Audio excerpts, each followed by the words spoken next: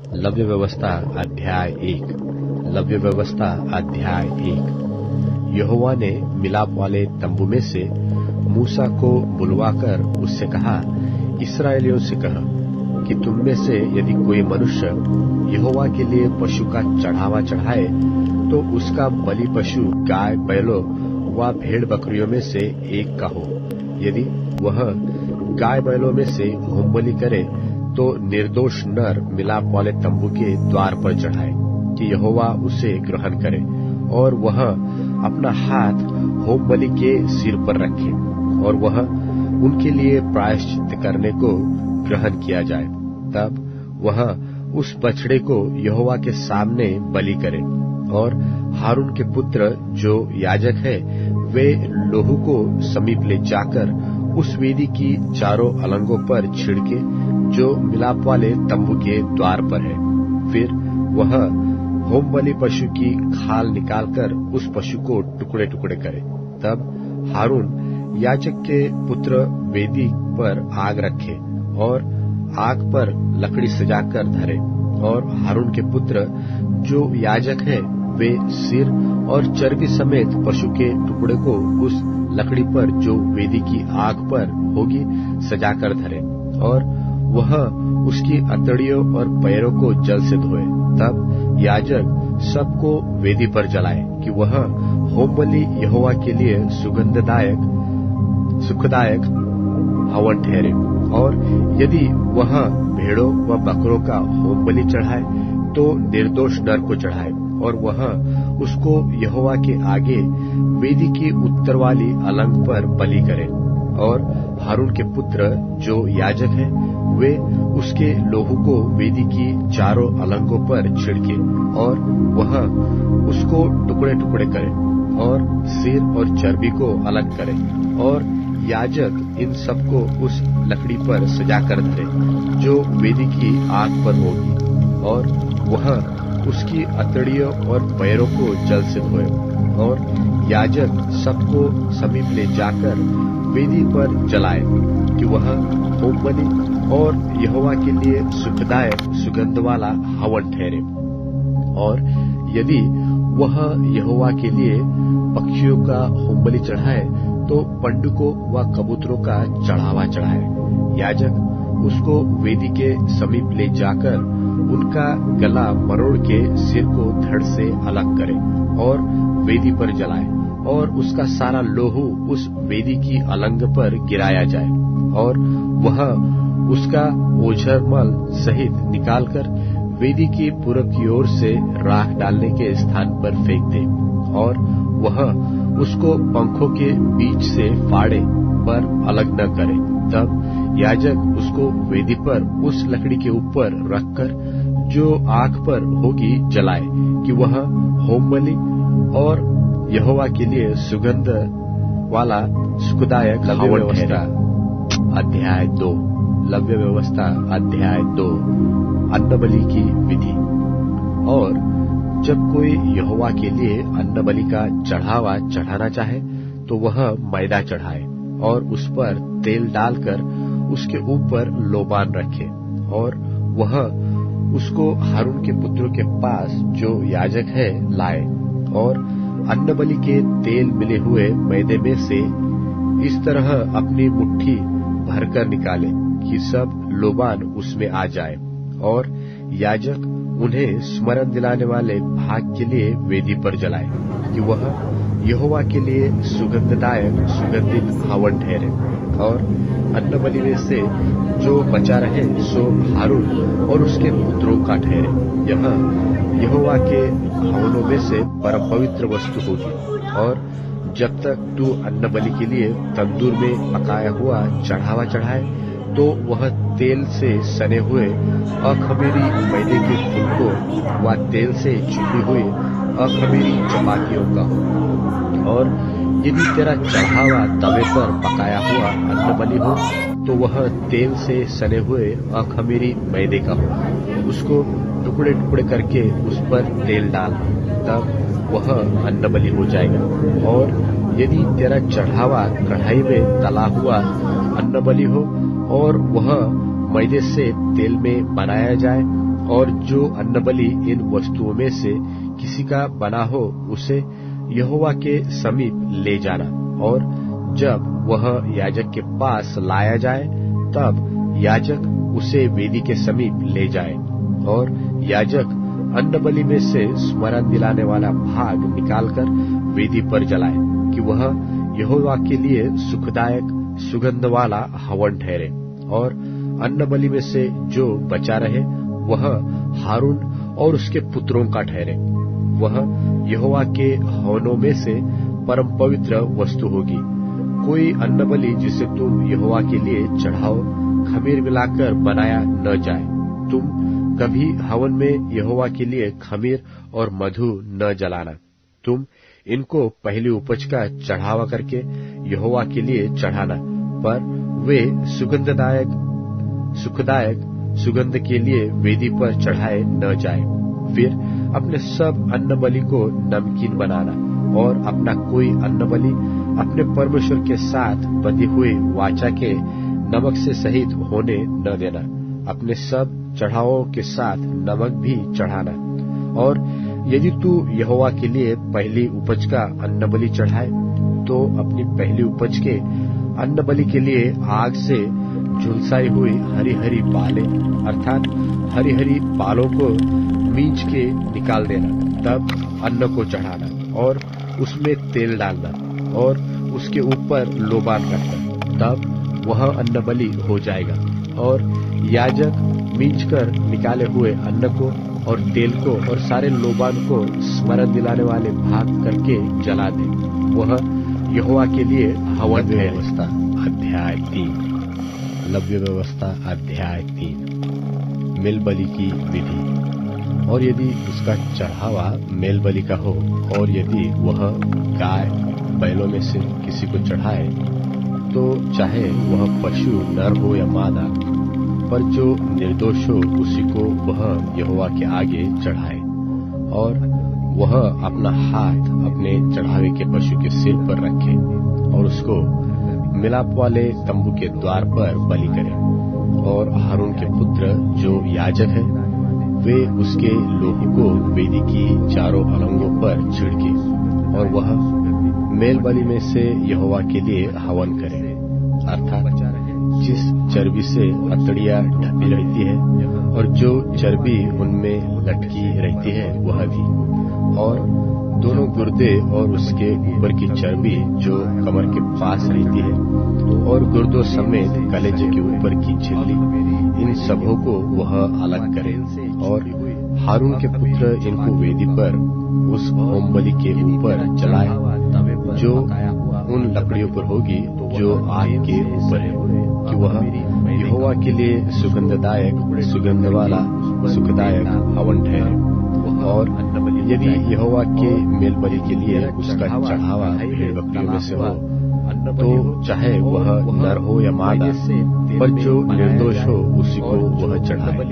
यदि वह भेड़ का बच्चा चढ़ाता हो तो उसको यहोवा के सामने चढ़ाए, और वह अपने चढ़ावे के पशु के सिर पर हाथ रखे और उसको मिलाप वाले तंबू के आगे बलि करे। और हारून के पुत्र उसके लोगों को वेदी की चारों अलंगों पर छिड़के और मेल बलि में से चर्बी को यहोवा के लिए हवन करे, अर्थात जो उसकी चर्बी भरी मोटी आरूज को और उसके पुत्रों का रीढ़ के आगे से अलग करे। और होनों में से चर्बी से हथड़ियां ढपी रहती है और जो चर्बी उनमें लिपटी रहती है और दोनों गुर्दे और जो चर्बी उनके ऊपर कमर के पास रहती है और गुर्दों समेत कलेजे के ऊपर की पहली उपज का इन सबों को यहोवा के लिए हवन करे। और वे याजक इन्हें वेदी पर जलाए। यह सुगंध के लिए वेदी पर चढ़ाए हवन रूपी भोजन ठहरे। अपने सब अन्न बलि को यदि वह बकरा और बकरी चढ़ाए तो उसे यहोवा के सामने बंधी हुई वाचा के अपना हाथ नमक से सही उसके सिर पर रखे देना और उसको मिलाप चढ़ाओ के आगे बलि करे चढ़ाना। और हारून के पुत्र यदि तू उसके यहोवा के लिए पहली की चारों बलि चढ़ाए छिड़के तो और पहली उपज के उसमें बलि के लिए आग से यहोवा के लिए हवन करके चढ़ा ले, अर्थात हरी हरी बालों चर्बी से अतड़ियाँ नीच के ढपी रहती निकाल है, देना, और जो चर्बी अन्न को उसमें चढ़ाना लिपटी और रहती है उसमें वह तेल डालना और दोनों उसके गुर्दे ऊपर लोबान और करना, जो चर्बी तब उनके वह ऊपर अन्नबलि हो जाएगी। कमर के पास और रहती है, याजक और गुर्दों मींच कर समेत कलेजे निकाले के हुए ऊपर अन्न को झिल्ली और तेल इन को और सबों सारे को लोबान वह को अलग करे, स्मरण दिलाने और वाले भाग याजक करके जला इन्हें वेदी पर जलाए। वह यह यहोवा तो के लिए हवन हवन ठहरे। भोजन है जो सुखदायक सुगंध के लिए होता है, क्योंकि सारी चर्बी यहोवा की है। वह तुम्हारे निवासों में तुम्हारी पीढ़ी पीढ़ी के लिए सदा की विधि ठहरेगी कि तुम चर्बी और लोहू कभी न खाओ। लव्य व्यवस्था अध्याय 4। लव्य व्यवस्था अध्याय 4। फिर यहोवा ने मूसा से कहा कि इस्राएलियों से यह कहा कि यदि कोई मनुष्य उन कामों में से जिनको यहोवा ने मना किया है किसी काम को भूल से करके पापी हो जाए, और यदि अभिषिक्त याजक ऐसा पाप करे जिससे प्रजा दोषी ठहरे, तो अपने पाप के कारण वह एक निर्दोष बछड़ा यहोवा को पाप बलि करके चढ़ाए, और उस बछड़े को मिलाप वाले तंबू के द्वार पर यहोवा के आगे ले जाकर उसके सिर पर हाथ रखे, और उस बछड़े को यहोवा के सामने बलि करे, और अभिषिक्त याजक बछड़े के लहू में से कुछ लेकर मिलाप वाले तंबू में ले जाए, और याजक अपनी उंगली लहू में डुबो कर और उसमें से कुछ लेकर पवित्र स्थान के बीच वाले पर्दे के आगे यहोवा के सामने 7 बार छिड़के,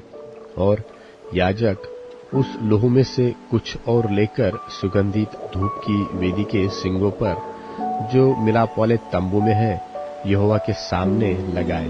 फिर बछड़े के सब लोहू को वेदी के पाए पर जो मिलाप वाले तंबू के द्वार पर है उंडेल दे। फिर वह पाप बलि के बछड़े की सब चर्बी को उससे अलग करे, अर्थात जिस चर्बी से अतड़ियाँ ढपी रहती है और जिस चर्बी उनमें लिपटी रहती है, और दोनों गुर्दे और उनके ऊपर की चर्बी जो कमर के पास रहती है, और गुर्दों समेत कलेजे के ऊपर की झिल्ली, इन सबों को वह ऐसे अलग करे जैसे मेल बलि वाले चढ़ावे के बछड़े से अलग किए जाते हैं, और याजक इनको होम बलि की वेदी पर जलाए। और उस बछड़े की खाल, पांव, सिर, अतड़िया, गोबर और सारा मांस निदान समूचा बछड़ा छावनी से बाहर शुद्ध स्थान में जहाँ राख डाली जाएगी ले जाकर लकड़ी पर रखकर आग से जलाए। जहाँ राख डाली जाती है वह वही जलाया जाए। और यदि इस्राएल की सारी मंडली अज्ञानता के कारण पाप करे और वह बात मंडली की आंखों से छिपी हो, और वे यहोवा की किसी आज्ञा के विरुद्ध कुछ करके दोषी ठहरते हो, तो जब उनका किया हुआ पाप प्रकट हो जाए तब मंडली एक बछड़े को पाप बलि करके चढ़ाए। वह उसे मिलाप वाले तंबू के आगे ले जाए, और मंडली के वृद्ध लोग अपने अपने हाथों को यहोवा के आगे बछड़े के सिर पर रखे, और वह बछड़ा यहोवा के सामने बलि किया जाए। और अभिषिक्त याजक बछड़े के लहू में से कुछ मिलाप वाले तंबू में ले जाए, और याजक अपनी उंगली लहू में डुबो कर उसे बीच वाले पर्दे के आगे 7 बार यहोवा के सामने छिड़के, और उसी लहू में से वेदी के सिंगों पर जो यहोवा के आगे मिलाप वाले तंबू में है लगाए। और बचा हुआ सब लोहू होमबलि की वेदी के पाए पर जो मिलाप वाले तंबू के द्वार पर है उंडेल दे, और वह बछड़े की कुल चर्बी निकालकर वेदी पर जलाए, और जैसे पाप बलि के बछड़े से किया था वैसे ही इससे भी करे। इस भांति याजक इस्राएलियों के लिए प्रायश्चित करे, तब उनका वह पाप क्षमा किया जाएगा। और वह बछड़े को छावनी से बाहर ले जाकर उसी भांति जलाए जैसे पहले बछड़े को जलाया था। वह तो मंडली के निमित्त पाप बलि ठहरेगा। जब कोई प्रधान पुरुष पाप करके अर्थात अपने परमेश्वर यहोवा की किसी आज्ञा के विरुद्ध भूल से कुछ करके दोषी हो जाए और उसका पाप उस पर प्रकट हो जाए, तो वह एक निर्दोष बकरा बलिदान करने के लिए ले आए और बकरे के सिर पर अपना हाथ धरे और बकरे को उस स्थान पर बलि करे जहां होमबलि पशु यहोवा के आगे बलि किए जाते हैं। यह तो पाप बलि ठहरेगी और याजक अपनी उंगली से पाप बलि पशु के लोहू में से कुछ लेकर होमबलि की वेदी के सिंगों पर लगाए और उसका लोहू होमबलि की वेदी के पाए पर उंडेल दे और वह उसकी कुल चर्बी को मेलबलि की चर्बी की नाई वेदी पर जलाए और याजक उसके पाप के विषय में प्रायश्चित करे, तब वह क्षमा किया जाएगा। और यदि साधारण लोगों में से कोई अज्ञानता से पाप करे, अर्थात कोई ऐसा काम जिसे यहोवा ने मना किया हो करके दोषी हो और उसका वह पाप उस पर प्रकट हो जाए, तो वह उस पाप के कारण एक निर्दोष बकरी बलिदान के लिए ले आए और वह अपना हाथ पाप बलि पशु के सिर पर रखे और होम बलि के स्थान पर पाप बलि पशु का बलिदान करे और याजक उसके लोहू में से अपनी उंगली से कुछ लेकर होम बलि की वेदी के सिंगों पर लगाए और उसके सब लोहू को उसी वेदी के पाए पर उंडेल दे और वह उसकी सब चर्बी को मेल बलि पशु की चर्बी की नाई अलग करे। तब याजक उसको वेदी पर यहोवा के निमित्त सुखदायक सुगंध के लिए जलाए और इस प्रकार याजक उसके लिए प्रायश्चित करे, तब उसे क्षमा मिलेगी। और यदि वह पाप बलि के लिए एक भेड़ी का बच्चा ले आए, तो वह निर्दोष मादा हो और वह अपना हाथ पाप बलि पशु के सिर पर रखे और उसको पाप बलि के लिए वही बलिदान करे जहां होम बलि पशु बलिदान किया जाता है। और आज याजक अपनी उंगली से पाप बलि के लोहू में से कुछ लेकर होम बलि की वेदी के सिंगों पर लगाए और उसके सब लोहू को वेदी के पाए पर उंडेल दे और वह उसकी सब चर्बी को मेल बलि वाले भेड़ के बच्चे की चर्बी की नाई अलग करे और याजक उसे वेदी पर यहोवा के हवनों के ऊपर जलाए और इस प्रकार याजक उसके पाप के लिए प्रायश्चित करे और लव्य व्यवस्था अध्याय 5 लव्य व्यवस्था अध्याय 5 दोष बलि की विधि। और यदि कोई साक्षी होकर ऐसा पाप करे कि शपथ खिलाकर पूछने पर भी क्या तूने यह सुना अथवा जानता है, और वह बात प्रकट न करे, तो उसको अपने अधर्म का भार उठाना पड़ेगा। और यदि कोई किसी अशुद्ध वस्तु को अज्ञानता से छू ले, तो चाहे वह अशुद्ध बनेल पशु की, चाहे अशुद्ध घरेलू पशु की, चाहे अशुद्ध रेंगने वाले जीव जंतु की लोथ हो, तो वह अशुद्ध होकर दोषी ठहरेगा।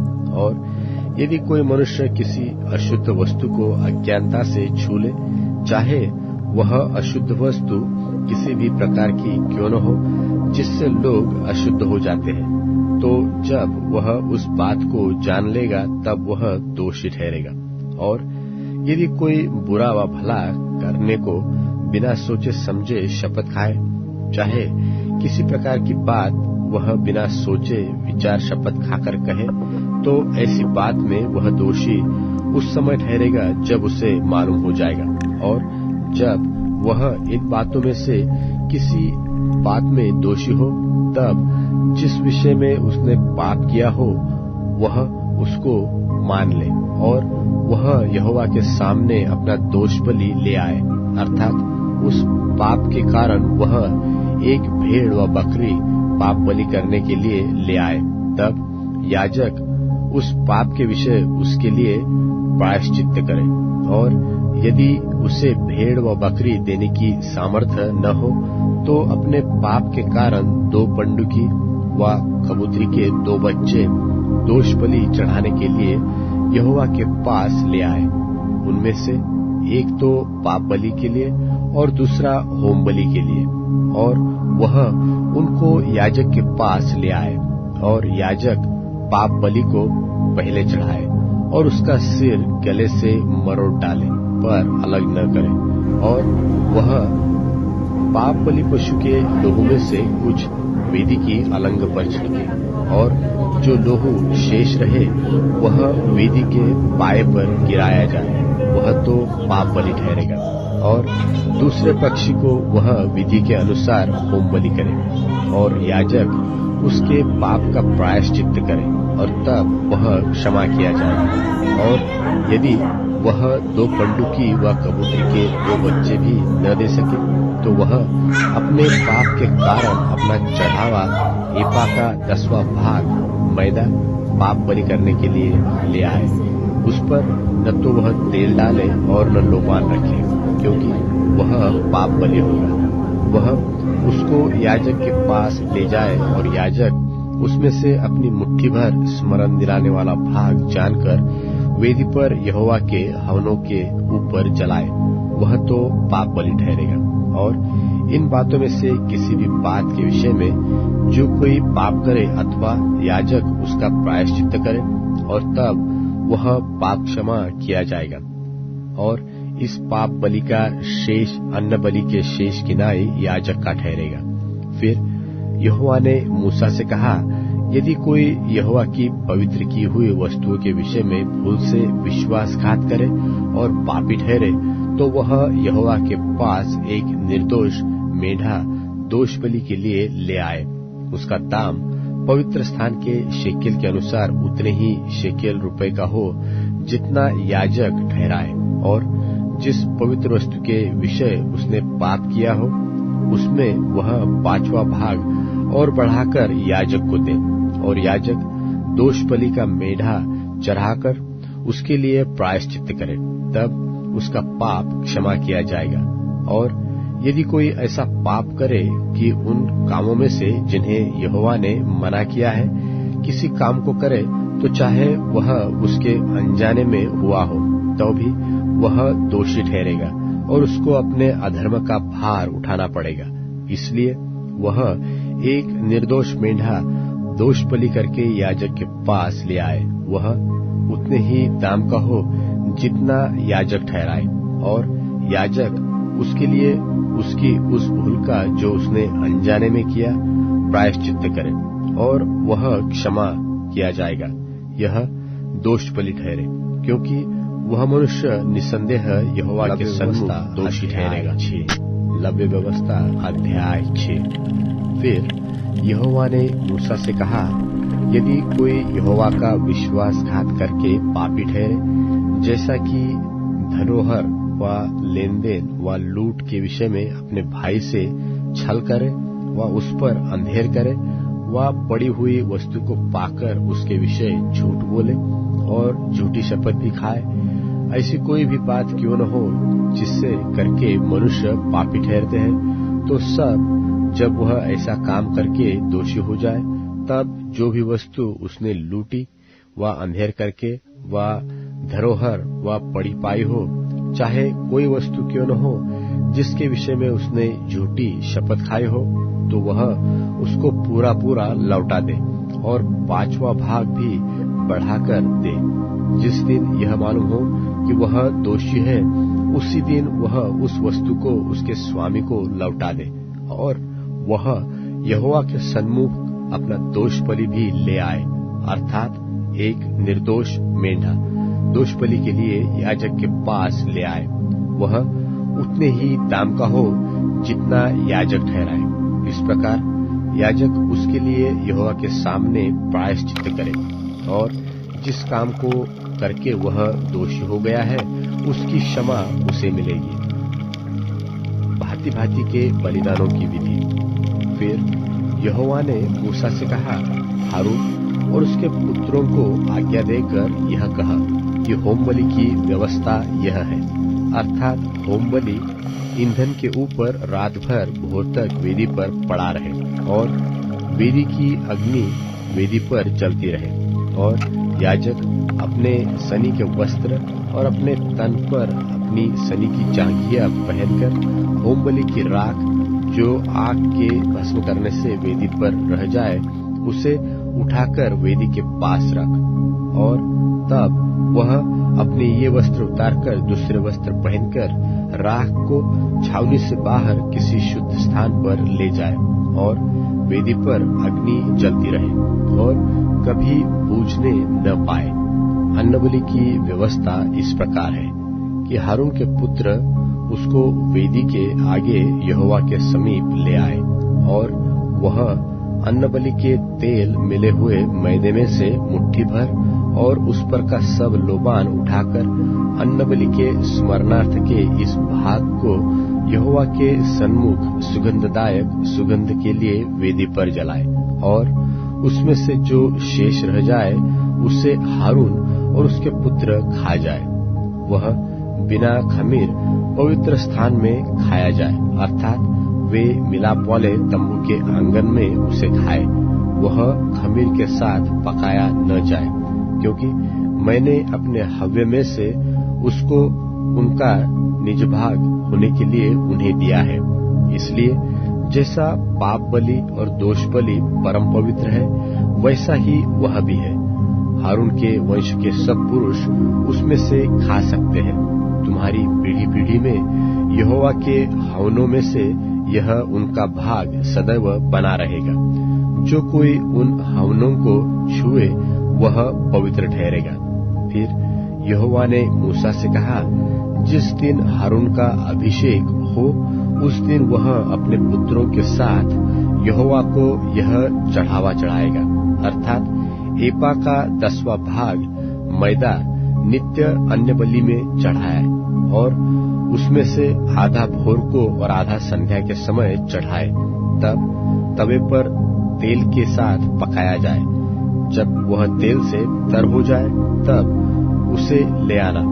इस अन्नबलि के पके हुए टुकड़े यहोवा के सुखदायक सुगंध के लिए चढ़ाना और उसके पुत्रों में से जो भी उस याजक पद पर अभिषिक्त होगा वह भी उसी प्रकार का चढ़ावा चढ़ाया करे। यह विधि सदा के लिए है कि यहोवा के सन्मुख वह संपूर्ण चढ़ावा जलाया जाए। याजक के संपूर्ण अन्नबलि भी सब जलाए जाए, वह कभी न खाया जाए। फिर यहोवा ने मूसा से कहा, हारून और उसके पुत्रों से यह कह कि पाप बलि की व्यवस्था यह है, अर्थात जिस स्थान में होम बलि पशु वध किया जाता है उसी में पाप बलि पशु भी यहोवा के सन्मुख बलि किया जाए, वह परम पवित्र है। और जो याजक पाप बलि चढ़ावे वह उसे खाए। वह पवित्र स्थान में अर्थात मिलाप वाले तंबू के आंगन में खाया जाए। जो कुछ उसके मांस से छू जाए वह पवित्र ठहरेगा। और यदि उसके लोहू के छींटे किसी वस्त्र पर पड़ जाए तो उसे किसी पवित्र स्थान में धो देना और वह मिट्टी का पात्र जिसमें वह पकाया गया हो तोड़ दिया जाए। यदि वह पीतल के पात्र में सिझाया गया हो तो वह मांजा जाए और जल से धो लिया जाए और याजक में से सब पुरुष उसे खा सकते हैं।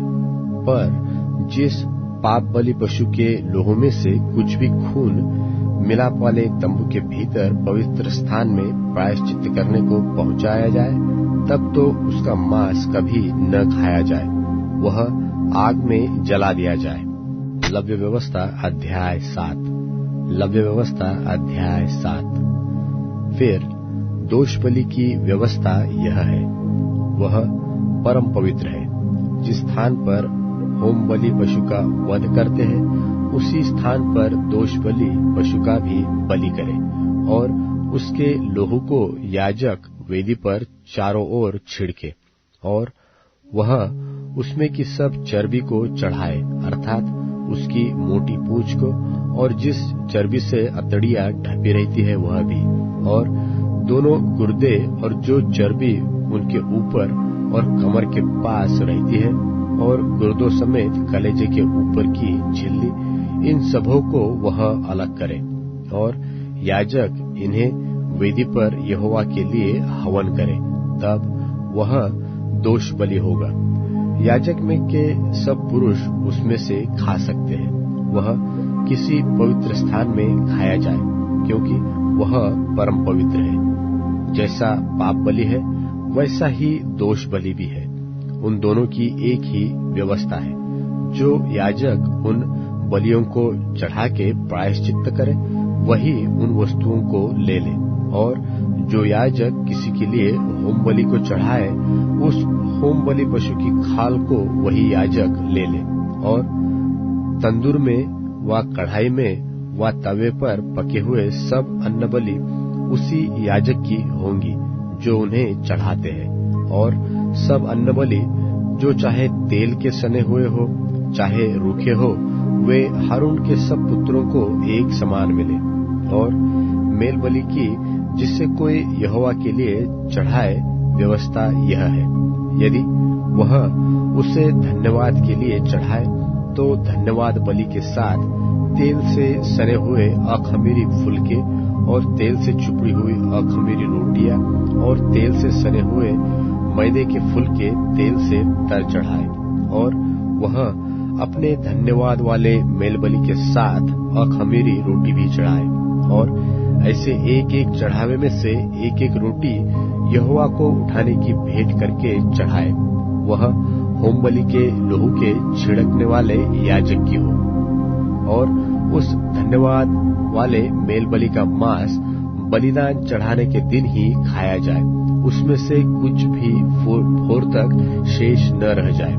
पर यदि उसके बलिदान का चढ़ावा मन्नत का व स्वेच्छा का हो, तो उस बलिदान को जिस दिन वह चढ़ाया जाए उसी दिन वह खाया जाए, और उसमें से जो शेष रह जाए वह दूसरे दिन भी खाया जाए।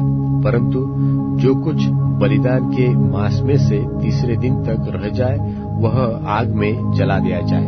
और उसके मेल बलि के मांस में से यदि कुछ भी तीसरे दिन खाया जाए तो वह ग्रहण न किया जाए और न उनमें गिरा जाए, वह घृणित कर्म समझा जाएगा।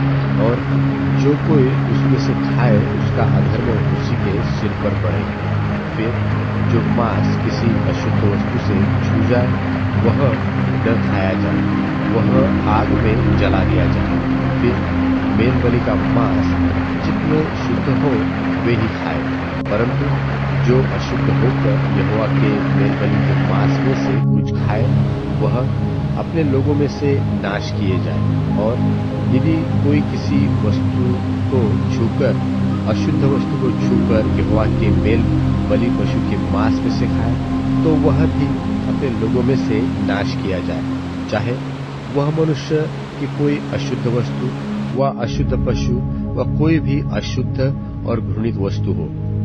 फिर यहोवा ने मूसा से कहा, इस्राएलियों से इस प्रकार कह कि तुम लोग न तो बैल की कुछ चर्बी खाना और न भेड़ व बकरी की, और जो पशु स्वयं मर जाए और जो दूसरे पशु से फाड़ा जाए उसकी चर्बी और काम में लाना, परंतु उसे किसी प्रकार से खाना नहीं। जो कोई ऐसे पशु की चर्बी खाएगा जिसमें से लोग कुछ यहोवा के लिए हवन करके चढ़ाया करते हैं, वह खाने वाला अपने लोगों में से नाश किया जाएगा। और तुम अपने घर में किसी भांति का लोहू, चाहे पक्षी का चाहे पशु का हो, न खाना। हर एक पक्षी या प्राणी जो किसी भांति का लोहू खाएगा वह अपने लोगों में से नाश किया जाएगा।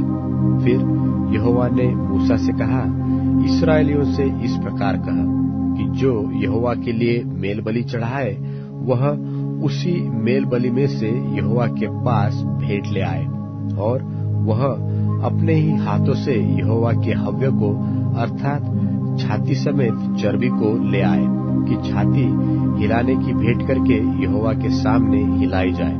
और याजक चर्बी को तो वेदी पर जलाए, परंतु छाती हारून और उसके पुत्रों की होगी।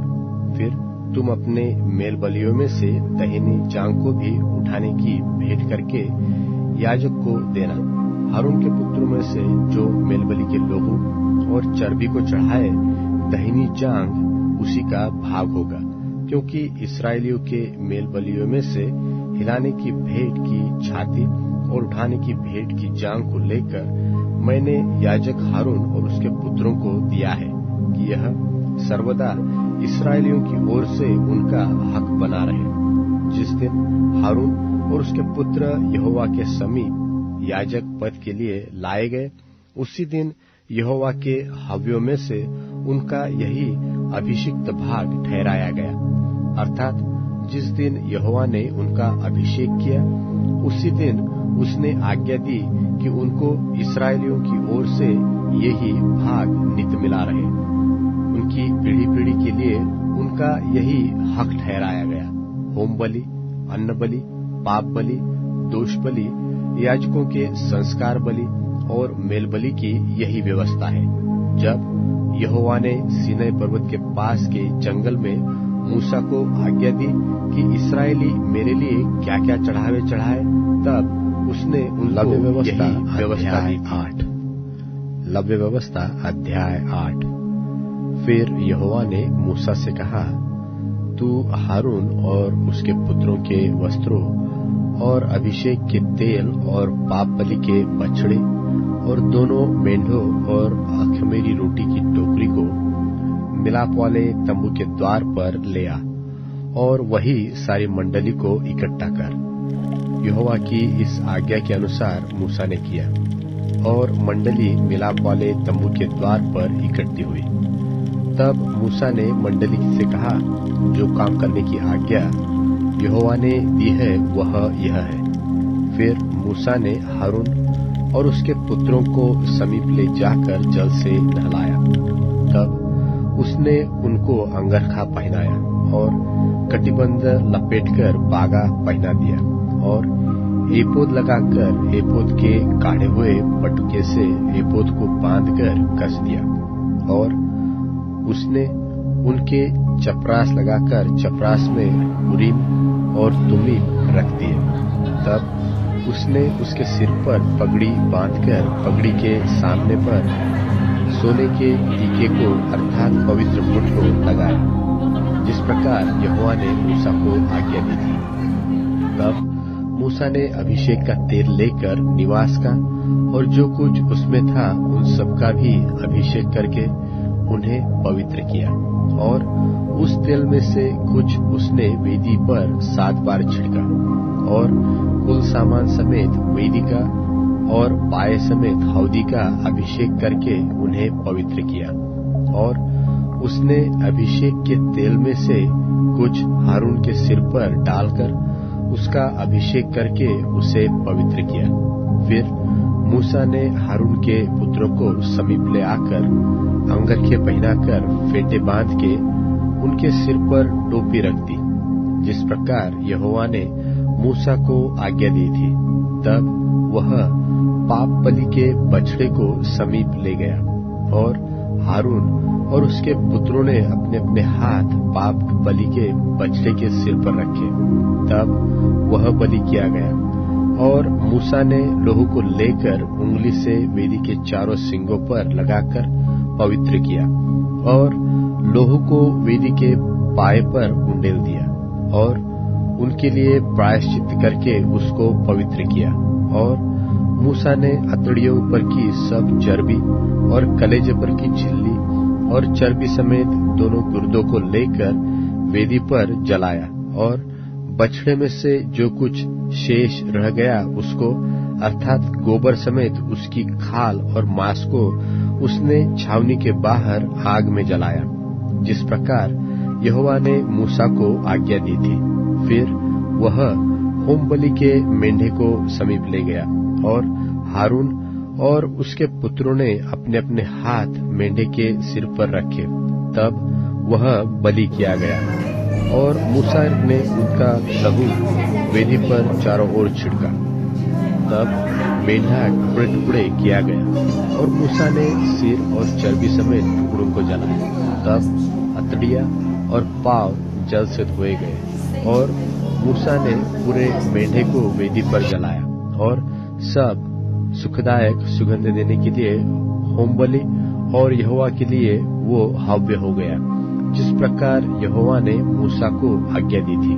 फिर वह दूसरे मेंढे को जो संस्कार का मेंढा था समीप ले गया, और हारून और उसके पुत्रों ने अपने अपने हाथ मेंढे के सिर पर रखे।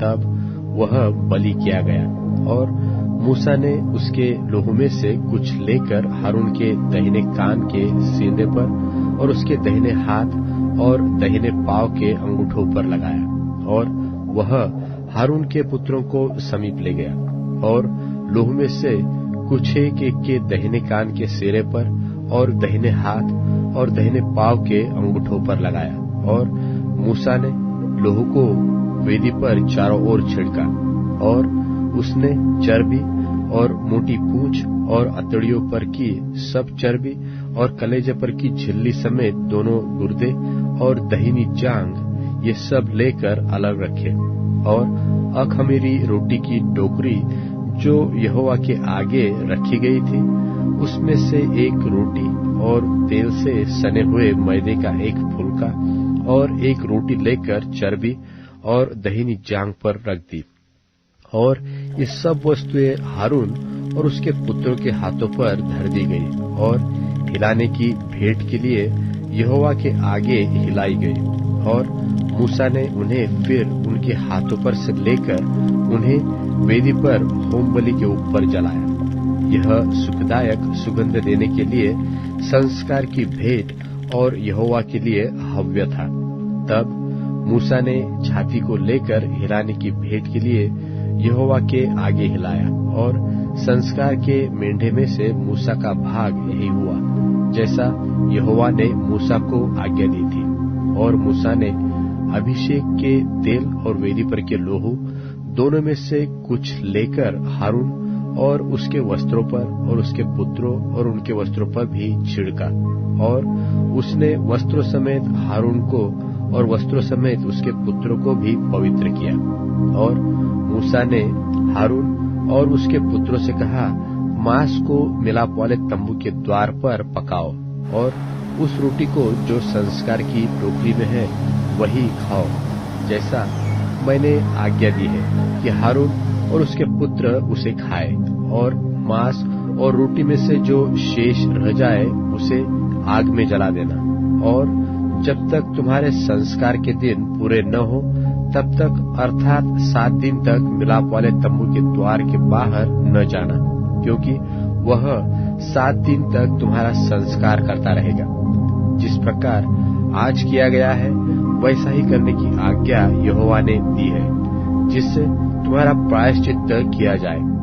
इसलिए तुम मिलाप वाले तंबू के द्वार पर 7 दिन तक दिन रात ठहरे रहना और यहोवा की आज्ञा को मानना, ताकि तुम मर न जाओ, क्योंकि ऐसी ही आज्ञा मुझे दी गई है। तब यहोवा की इन्हीं सब आज्ञाओं के अनुसार जो उसने मूसा के द्वारा दी थी, हारून और उसके पुत्रों ने उनका पालन किया। लव्य व्यवस्था अध्याय 9। लव्य व्यवस्था अध्याय 9।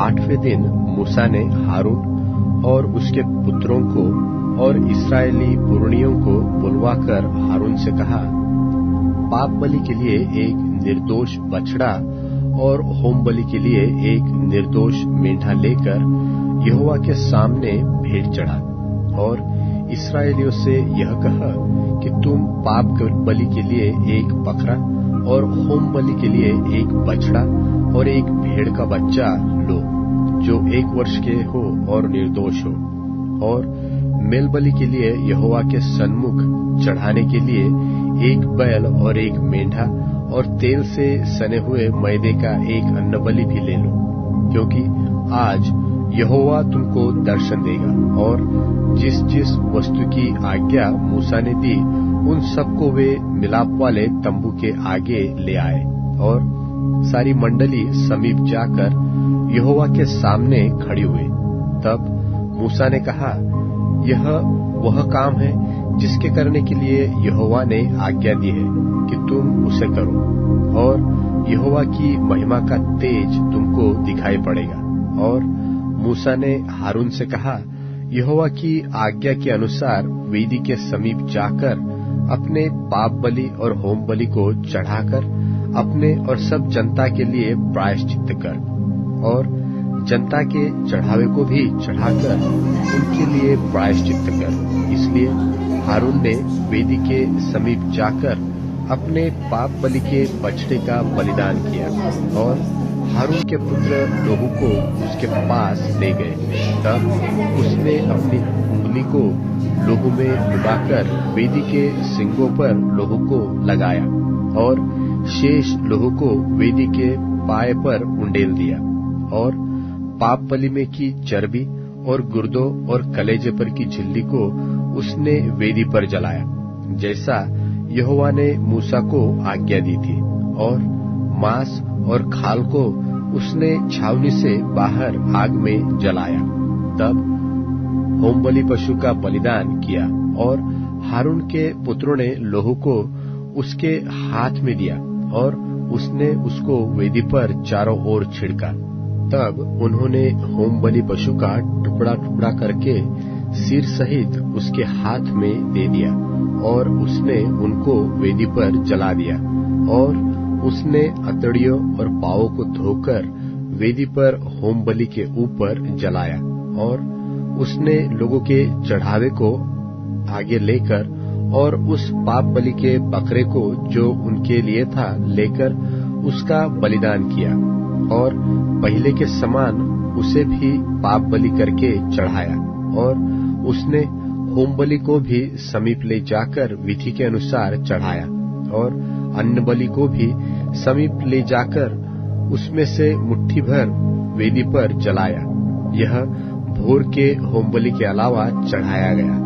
और बैल और मेंढा अर्थात जो मेल बलि पशु जनता के लिए थे वे भी बलि किए गए। और हारून के पुत्रों ने लोहू को उसके हाथ में दिया और उसने उसको वेदी पर चारों ओर छिड़क दिया। और उन्होंने बैल की चर्बी को और मेंढे में से मोटी पूंछ को और जिस चर्बी से अतड़ियां ढपी रहती है उसको और गुर्दों सहित कलेजे पर की झिल्ली को भी उसके हाथ में दिया। और उन्होंने चर्बी को छातियों पर रखा और उसने वह चर्बी वेदी पर जलाई। परंतु छातियों और दहिनी जांघ को हारून ने मूसा की आज्ञा के अनुसार हिलाने की भेंट के लिए यहोवा के सामने हिलाया। तब हारून ने लोगों की ओर हाथ बढ़ाकर उन्हें आशीर्वाद दिया और पाप बलि, होम बलि और मेल बलियों को चढ़ाकर वह नीचे उतर आया। तब मूसा और हारून मिलाप वाले तंबू में गए और निकलकर लोगों को आशीर्वाद दिया। तब यहोवा का तेज सारी जनता को दिखाई दिया और यहोवा के सामने से आग निकलकर चर्बी सहित होम बलि को वेदी पर भस्म कर दिया। इसे देखकर जनता ने जय जयकार का नारा मारा और अपने अपने मुंह के बल गिरकर दंडवत किया। अबीहू के भस्म होने का वर्णन। तब नादाब और अबीहू नामक हारून के दो पुत्रों ने अपना अपना धूपदान लिया और उनमें आग भरी और उसमें धूप डालकर उस ऊपरी आग की जिसकी आज्ञा यहोवा ने नहीं दी थी यहोवा के सन्मुख आरती दी। तब यहोवा के सन्मुख से आग निकलकर उन दोनों को भस्म कर दिया और वे यहोवा के सामने मर गए। तब मूसा ने हारून से कहा, यह वही बात है जिसे यहोवा ने कहा था कि जो मेरे समीप आए अवश्य है कि वह मुझे पवित्र जाने और सारी जनता के सामने मेरी महिमा करे। और हारून चुप रहा। तब मूसा ने मिशाएल और एलसाफान को जो हारून के चाचा उज्जीएल के पुत्र थे बुलाकर कहा, निकट आओ और अपने भतीजों को पवित्र स्थान के आगे से उठाकर छावनी के बाहर ले जाओ। मूसा की इस आज्ञा के अनुसार वे निकट जाकर उनको अंगरखों सहित उठाकर छावनी के बाहर ले गए। तब मूसा ने हारून से और उसके पुत्र एलियाजर और इतामार से कहा, तुम लोग अपने सिरों के बाल मत बिखराओ और न अपने वस्त्रों को फाड़ो, ऐसा न हो कि तुम भी मर जाओ और सारी मंडली पर उसका क्रोध भड़के। परंतु वह इस्राएल के कुल घराने के लोग जो तुम्हारे भाई बंधु हैं यहोवा की लगाई हुई आग पर विलाप करें, और तुम लोग विलाप वाले तंबू के द्वार के बाहर न जाना। ऐसा न हो कि तुम मर जाओ, क्योंकि यहोवा के अभिषेक का तेल तुम पर लगा हुआ है। मूसा के इस वचन के अनुसार उन्होंने किया। फिर यहोवा ने हारून से कहा कि जब जब तू व तेरे पुत्र मिलाप वाले तंबू में आए, तब तब तुम में से कोई न तो दाख मधु पिए हो, न कोई किसी प्रकार का मद्य, कहीं ऐसा न हो कि तुम मर जाओ। तुम्हारी पीढ़ी पीढ़ी में यह विधि प्रचलित रहे, जिससे तुम पवित्र और अपवित्र में और शुद्ध और अशुद्ध में अंतर कर सको, और इस्राएलियों को उन सब विधियों को सिखा सको जिसे यहोवा ने मूसा के द्वारा उनको सुनवा दी है। फिर मूसा ने हारून से और उसके बचे हुए दोनों पुत्र इतामार और एलियाजर से भी कहा, यहोवा के हव्य में से जो अन्नबलि बचा है उसे लेकर वेदी के पास बिना खमीर खाओ, क्योंकि वह परम पवित्र है, और तुम उसे किसी पवित्र स्थान में खाओ। वह तो यहोवा के हव्य में से तेरा और तेरे पुत्रों का हक है, क्योंकि मैंने ऐसी आज्ञा पाई है। और हिलाई हुई भेंट की छाती और उठाई हुई भेंट की जांघ को तुम लोग अर्थात तू और तेरे बेटी बेटियां सब किसी शुद्ध स्थान में खाओ, क्योंकि वे इस्राएलियों के मेल बलियों में से तुझे और तेरे लड़के बालों की हक ठहरा दी गई है। चर्बी के हव्यों समेत जो उठाई हुई जांघ और हिलाई हुई छाती यहोवा के सामने लाने के लिए आया करेगी। ये भाग यहोवा की आज्ञा के अनुसार सर्वदा की विधि की व्यवस्था से तेरे और तेरे लड़के बालों के लिए है। फिर मूसा ने पाप बलि के बकरे की जो ढूंढ ढांड की तो क्या पाया कि वह जलाया गया है। सो एलियाजर और इतामार जो हारून के पुत्र बचे थे, उनसे वह क्रोध में आकर कहने लगा कि पाप बलि जो परम पवित्र है और जिससे यहोवा ने तुम्हें इसलिए दिया है कि तुम मंडली के अधर्म का भार अपने पर उठाकर उनके लिए यहोवा के सामने प्रायश्चित करो, तुमने उसका मांस पवित्र स्थान में क्यों नहीं खाया? देखो, उसका लोहू पवित्र स्थान के भीतर तो लाया ही नहीं गया। निसंदेह उचित था कि तुम मेरी आज्ञा के अनुसार उसके मांस को पवित्र स्थान में खाते। इसका उत्तर हारून ने मूसा को इस प्रकार दिया कि देख, आज ही उन्होंने अपने पाप बलि और होम बलि को यहोवा के सामने चढ़ाया, फिर मुझ पर ऐसी विपत्ति आ पड़ी है। इसलिए यदि मैं आज पाप बलि का मांस खाता तो क्या यह बात यहोवा के सन्मुख भली होती? जब मूसा ने यह सुना तब उसे संतोष हुआ। लव्य व्यवस्था अध्याय 11। लव्य व्यवस्था अध्याय 11। शुद्ध और अशुद्ध मांस की विधि। फिर यहोवा ने मूसा और हारून से कहा, इस्राएलियों से कहो कि जितने पशु पृथ्वी पर हैं, उन सबों में से तुम इन जीवधारियों का मांस खा सकते हो। पशुओं में से जितने चिरे व फटे खुर के होते हैं और पागुर करते हैं, उन्हें खा सकते हो, परंतु पागुर करने वाले व फटे खुर वाले में से इन पशुओं को न खाना, अर्थात ऊंट, जो पागुर तो करता है परंतु चिरे खुर का नहीं होता, इसलिए वह तुम्हारे लिए अशुद्ध ठहरा है। और शापान, जो पागुर तो करता है परंतु चिरे खुर का नहीं होता है, वह भी तुम्हारे लिए अशुद्ध है। और खरहा, जो पागुर तो करता है परंतु चिरे खुर का नहीं होता, इसलिए वह भी तुम्हारे लिए अशुद्ध है। और सुअर, जो चिरे अर्थात फटे खुर का होता है परंतु पागुर नहीं करता, इसलिए वह तुम्हारे लिए अशुद्ध है। इनके मांस में से कुछ न खाना और इनकी लोथ को छूना भी नहीं, ये तो तुम्हारे लिए अशुद्ध है।